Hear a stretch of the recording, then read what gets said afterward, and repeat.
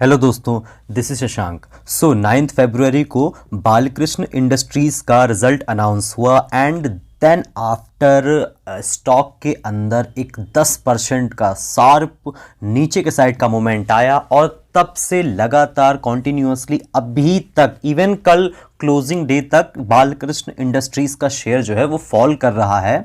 अभी बहुत सारे लोगों के माइंड में डाउट है, कई सारे कंसर्न हैं, कुछ लोग तो ऊपर के लेवल पर लेकर के फंस चुके होंगे। अब वो सोच रहे होंगे कि ऐसा तो नहीं है स्टॉक डाउन ट्रेंड में चला गया, क्योंकि स्टॉक कॉन्टिन्यूसली नीचे के साइड ही जा रहा है। मैं क्या सोचता हूं बालकृष्ण इंडस्ट्रीज के बारे में और डिटेल्ड एनालिसिस करूंगा बालकृष्ण इंडस्ट्रीज का।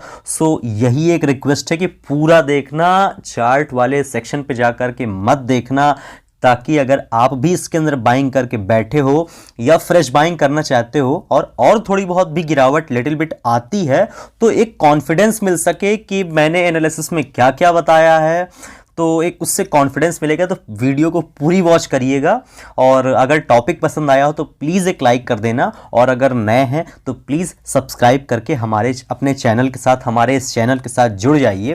फ्यूचर में ऐसी ही इंफॉर्मेटिव वीडियोस आपको मिलती रहेंगी। तो चलिए स्टार्ट करते हैं। बालकृष्ण इंडस्ट्रीज की मार्केट कैप लगभग 30,000 करोड़ के आसपास की है। कंपनी का जो पी है वो 28 का है। ठीक है, मान सकते हैं कि थोड़ा बहुत पी हाई है, लेकिन किसी भी पैरामीटर पे कंपनी का शेयर प्राइस या ओवरऑल कंपनी ओवर वैल्यूड नहीं है। कंपनी का शेयर प्राइस 1550 रुपीस का है, 1550 का है। ये भी कोई ओवर वैल्यूड प्राइस नहीं है, मेरे हिसाब से तो बिल्कुल नहीं है। ठीक है, कंपनी का आरओसी 16 के आसपास का है। एमआरएफ का कोई बहुत ज्यादा नहीं है। ठीक है, एमआरएफ के साथ मैटर दूसरे हैं, लेकिन इनका और एमआरएफ का अगर आरओसी देखो तो लगभग बराबर का है। ठीक है, ईपीएस 55 रुपए का है। अगर आप 1550 रुपए कंपनी के अंदर इन्वेस्ट करते हो तो 55 रुपए साल भर में कंपनी आपको कमा करके देगी। And maybe I think it's calculated EPS. And company का जो आरओई है, रिटर्न ऑन इक्विटी है, वो लगभग 17% के आसपास का है। कंपेयर टू एमआरएफ दोनों लगभग सेम होंगे। ठीक है, यहां पर जो पिछले 3 साल का जो आरओसी रहा है वो लगभग 20% के आसपास रहा है। ये एक थोड़ा सा कुछ कम ज्यादा हुआ है, लेकिन ओवरऑल पिछले 3 साल में कुछ सिनेरियो भी चेंज हुए हैं। ठीक है, यहां पर कंपनी की जो डिविडेंड यील्ड है वो ठीक ठाक है, कंपनी डिविडेंड भी ठीक ठाक देती है।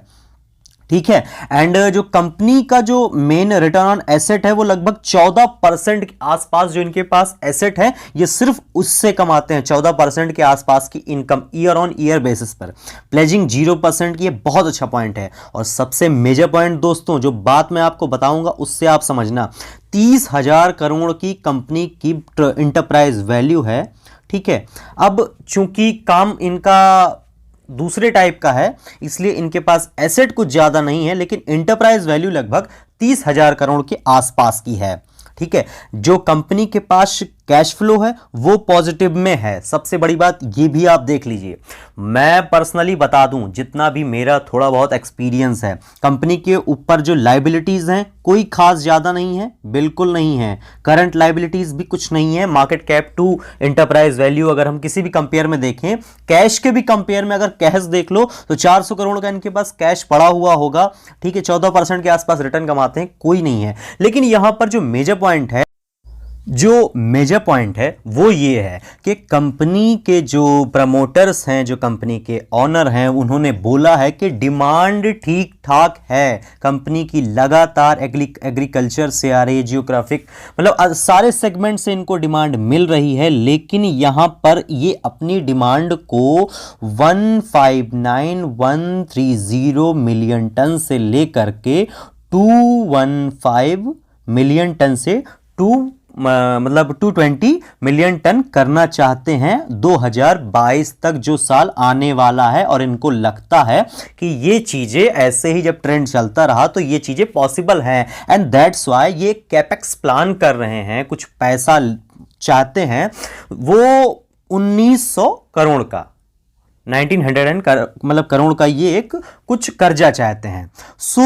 ये एक पॉइंट है इस कंपनी को लेकर के। अब ये क्या पॉइंट है कि कंपनी का जो, मैं एक बात आपको बता दूं, यहां पर ये मैंने आपको शीट बता दिया, ओवरऑल इतना ही है कि ये कैपेक्स प्लान कर रहे हैं अपनी सेल्स जो इनकी है उसको बढ़ाने के लिए। अभी कोरोना का पेंडेमिक चल रहा है तो इस सेगमेंट का फ्यूचर की क्या मतलब स्टेबिलिटी है वो इतनी ज्यादा क्लियर नहीं है। अनसर्टेनिटी के कारण हो सकता है कि मतलब मार्केट के जो कुछ दिग्गज लोग हैं, चाहे एफआईआईज देख लो या डोमेस्टिक इंस्टीट्यूशन देख लो, उनको कुछ चीजें नहीं समझ में आई होंगी और उन्होंने थोड़ा बहुत मार्केट के अंदर सेल ऑफ कर दिया होगा। लेकिन क्या फंडामेंटल्स चेंज हुए हैं? बिल्कुल नहीं, किसी भी पैरामीटर पर। ठीक है, कंपनी के जो इस बार क्वार्टरली रिजल्ट आए हैं ये आपके सामने हैं। मुझको ऐसा लगता है कि क्वार्टरली रिजल्ट दिसंबर के सही नहीं आए हैं। आप कई लोग होंगे मार्केट के जो 90% फंडामेंटल एनालिस्ट होंगे, 99% मैं बोल दूं, वो ईयरली रिजल्ट को ईयर ऑन ईयर ग्रोथ देखते हैं। मैं देखता हूं एवरी क्वार्टर में क्या हुआ है, क्योंकि दोस्तों एक क्वार्टर में एक दिन तीन महीने में एक दिन रिजल्ट अनाउंस होता है, उस दिन शेयर 10% गिर जाता है और हम इन्वेस्टमेंट करते हैं 10 महीने के अंदर शेयर हमको 10% रिटर्न नहीं देता। इसलिए मैं क्वार्टरली रिजल्ट को देखता हूं। यहां पर मतलब 1100 करोड़ की इनकी सेल्स थी, 1300 करोड़ हुई, फिर 900 करोड़ हुई, फिर 1500 करोड़ हुई, अभी 1578 करोड़ थी यहां पे 1509 करोड़। मुझको लगता है कि दिसंबर की सेल्स गिरी हैं। ठीक है, मुझको लगता है कि दिसंबर का प्रॉफिट भी गिरा है। ठीक है, अब आप ईयर ऑन ईयर बेसिस पे देखो तो प्रॉफिट बहुत अच्छा बढ़ा है, लेकिन क्वार्टर ऑन क्वार्टर भाई कंपनी तो वही है ना, कंपनी तो वही है, प्रोडक्ट भी वही है, सेल्स भी वही है, क्या फर्क आ गया? ठीक है, वेदर का थोड़ा बहुत फर्क है, लेकिन ओवरऑल तो सब चीजें ठीक ठाक है ना। सेल्स गिरी कहीं ना कहीं, मुझको लगता है कि सेल ऑफ इस कारण आया है, और ये सेल ऑफ नहीं है, कोई बल्क डील ब्लॉक डील नहीं हो रही है कंपनी के अंदर कि सब प्रॉफिट लेकर के सब अपना शेयर लेकर छोड़ करके भाग रहे हैं कि नहीं ब्लॉक डील कर दो, मेरी बल्क डील कर दो, मुझे तो शेयर बेचना है, कि कोई भी ले ले या ओपन मार्केट में बेच दिया 9:30 बजे उठ के। ऐसा नहीं हो रहा है। फंडामेंटली कंपनी के अंदर कुछ चेंज नहीं हुआ है।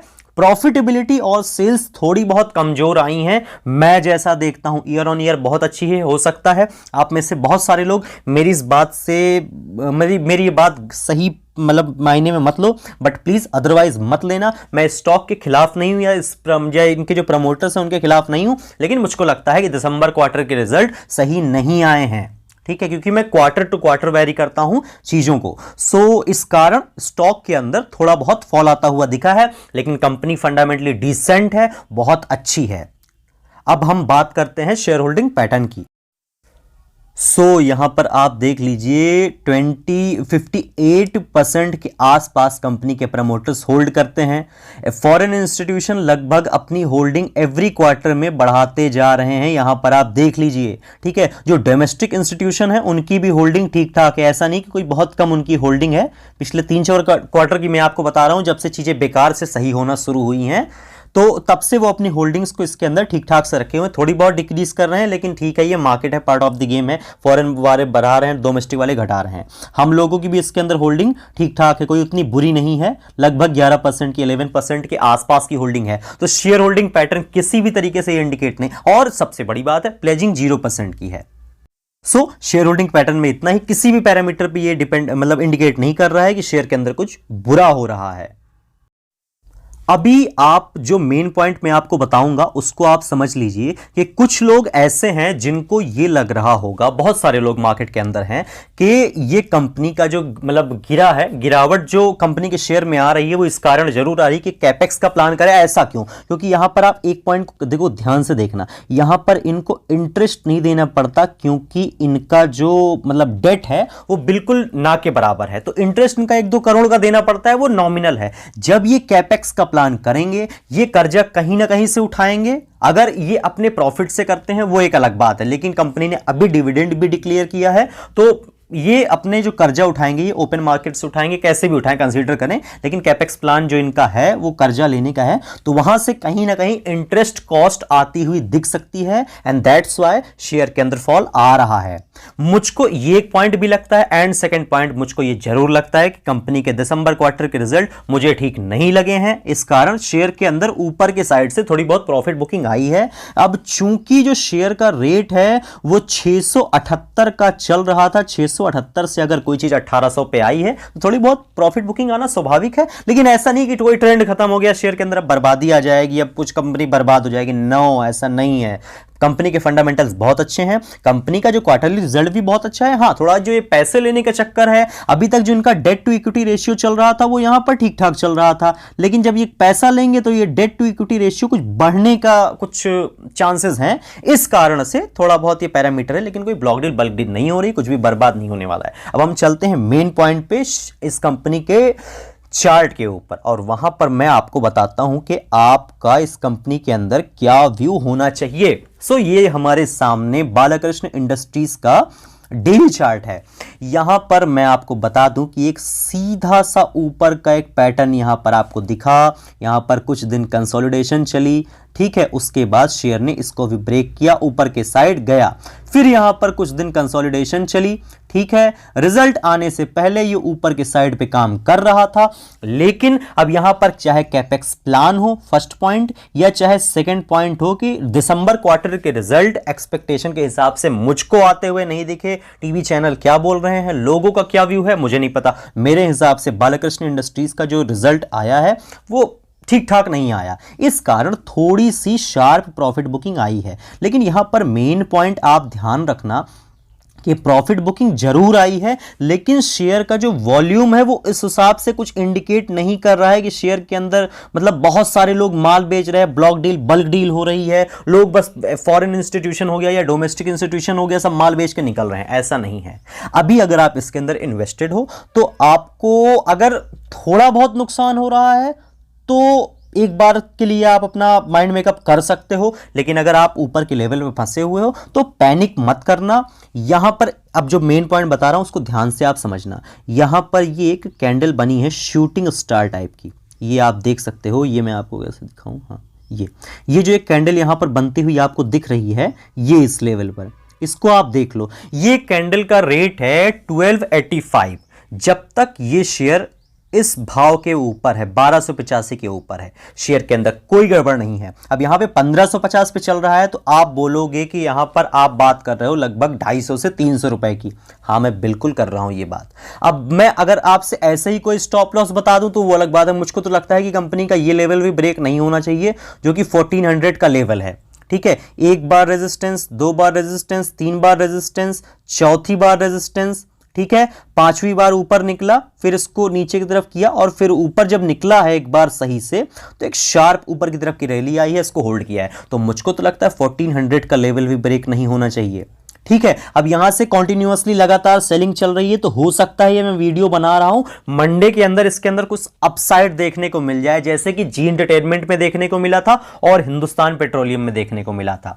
फिर भी आप ध्यान रखना, अगर आप बाइंग करके बैठे हो तो अपने माइंड में 1550 का इसका लेवल है, 1400 इनिशियल स्टॉप लॉस आपका होगा। अगर आप बाइंग करके बैठे हो 1400 का लेवल अगर ये ब्रेक करता है तो बाहर निकल जाना शॉर्ट टर्म के लिए। और 1285 मैं जैसा कि फंडामेंटल्स देखता हूं, मैं जैसा चार्ट देखता हूं, जैसा कि मैं प्राइस को देखता हूं, जैसा कि मैं ओवरऑल फंडामेंटल्स को देखता हूं, बहुत सारी चीजों को देखता हूं, मुझे नहीं लगता कि कंपनी के अंदर कोई बहुत बड़ी दिक्कत आएगी। अगर दिक्कत आती तो वॉल्यूम इंडिकेट कर देता, बट वॉल्यूम इंडिकेट नहीं कर रहा है दोस्तों, ठीक है। सो वीडियो में सिर्फ इतना ही। ऊपर के क्या टारगेट होंगे वो मैं इस वीडियो में नहीं बताऊंगा। आप मुझसे किसी दूसरी वीडियो में किसी कमेंट करके आगे पूछ लेना, या फ्यूचर में कभी भी आप पूछ लेना, मैं आपको रिप्लाई दे दूंगा। और उम्मीद करूंगा ये वीडियो आपको पसंद आया होगा। अगर पसंद आया हो तो प्लीज़ एक लाइक कर देना, सब्सक्राइब कर देना, चैनल को जुड़ जाना हमारे अपनी इस चैनल के साथ में। मेरे को मोटिवेशन मिलेगा अगर आप सब्सक्राइब करोगे। और अगर कोई डाउट हो, ये कहाँ पे फंसे हो और क्या करना चाहिए, तो वो आप कमेंट करके पूछ सकते हो, बट पैनिक मत करना। अगर ये सब लेवल होल्ड होते हैं जो मैंने बताया है तो कोई प्रॉब्लम की बात नहीं है। Good day.